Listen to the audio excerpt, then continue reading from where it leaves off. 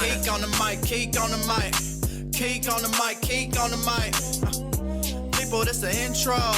Sacramento, California, born and raised. And Antelope is where I spend most of my days. Talk bad about my team, you must be a clown. This is Keek on the mic, so you know you better bear down. Bear down.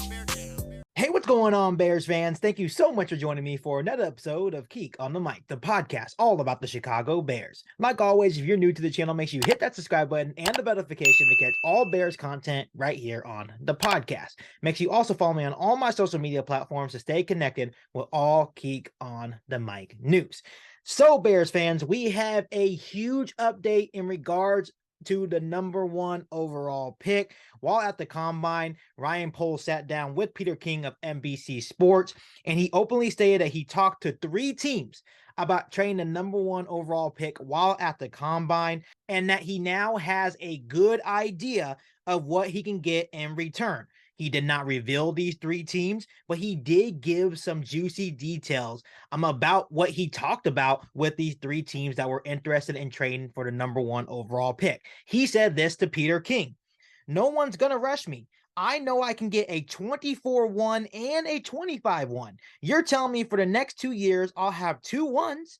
That's either 4 really good players, or if we're cruising, we can still trade back."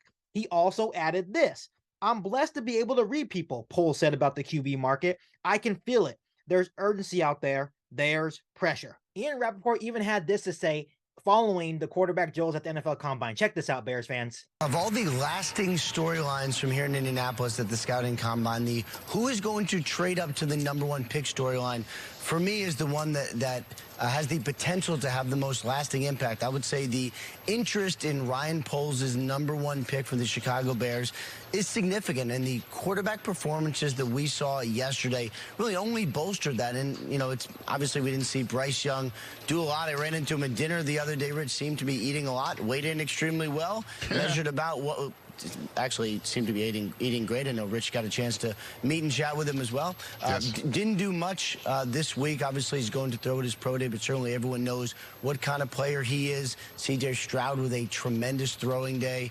Anthony Richardson, Will Levis. I mean, there's a lot of interest in some high-profile quarterbacks, more so than we've seen in previous years.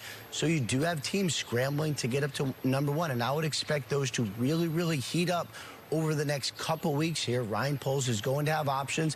It seems that I would say more likely than not ends up dealing that number one pick and has a chance to really set the foundation for the Chicago Bears as they rebuild everything. Bears fans, I absolutely love the situation that the Chicago Bears are in. We have a GM in Ryan Poles that is confident, and Ryan Poles knows it, and he knows that he has all the leverage in the world.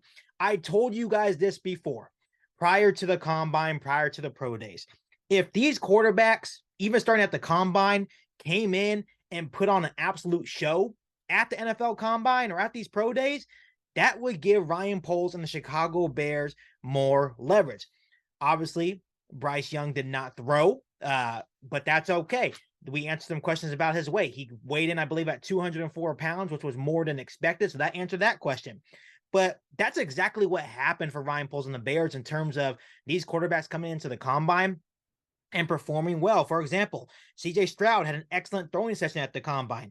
Anthony Richardson broke records in athletic drills. And even when you look at Will Levis, he actually did really well at the Combine as well. So several questions were answered about these top quarterbacks available in this year's NFL draft. And that helps the Bears and Ryan Poles gain leverage because teams now are prepared to swing big in order to trade up to number one overall and ensure they're able to get one of these guys before other teams are able to get one of these guys, right? So the best part about all of this, Bears fans, is that it seems to me that Ryan Poles is ready to trade the number one overall pick. And the best part actually about this Peter King interview that he did with Ryan Poles that I didn't mention is that Ryan Poles once again doubled down that they are going to see it through with Justin Fields. So that clears any allegations that Justin Fields will be traded, right? He's like, we're going to see this through with Justin Fields. We're not going to draft a quarterback number 1 overall, right? We want Justin Fields to be our guy. We're going to trade back and try to build around Justin Fields. And to me, that was the best part of the interview.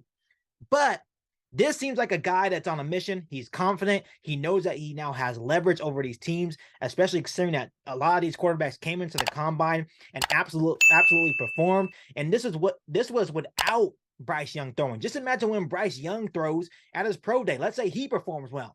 That allows Ryan Poles and the Chicago Bears to gain even more leverage.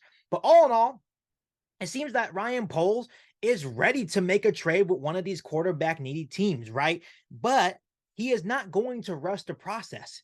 He understands that if teams want to trade up, right, especially before free agency, it is going to come at a price. Like he said in the interview with Peter King, a 2024 first round pick and a 2025 first round pick. Because you have to understand that if we trade before free agency, that is also going to alter our draft plans as well. So for example, let's say we trade to number 9 overall with the Carolina Panthers. Now we understand that we're not getting a guy like Will Anderson Jr., right? So now we would have to we have to alter our draft plans and make sure we're still able to select a blue chip player. That's what Ryan Poles calls them, a blue chip player. We have to alter our draft plans now in order to trade back for one of these teams to trade up for the number 1 overall pick to ensure that they get the guy that they want. So overall, Ryan Poles is confident. He knows that he has leverage over these quarterback needy teams. But if you want to trade up to number 1 overall and get your quarterback, these teams have to understand that it is going to come at a price. And Ryan Poles has his eyes set on multiple first round picks for the next couple of years because he understands that that's how he's going to be able to build through the NFL draft. And I absolutely agree. Will this happen at the end of the day?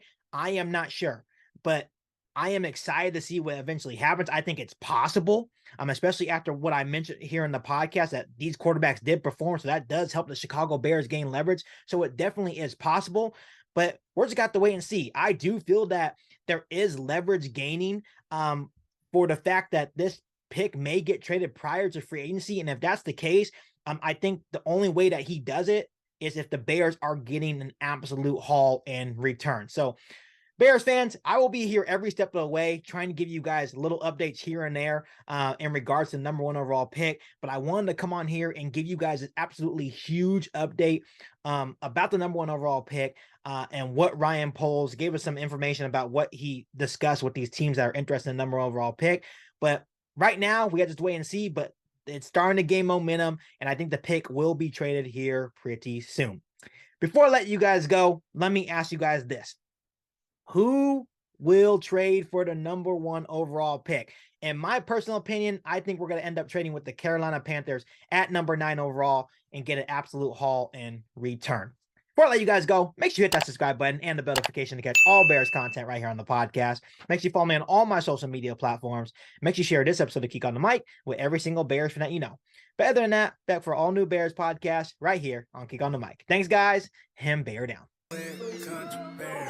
You ain't bout it, you ain't bout it, you ain't kick on the mic. You ain't bout it, you ain't bout it, you ain't kick on the mic. You can go and subscribe.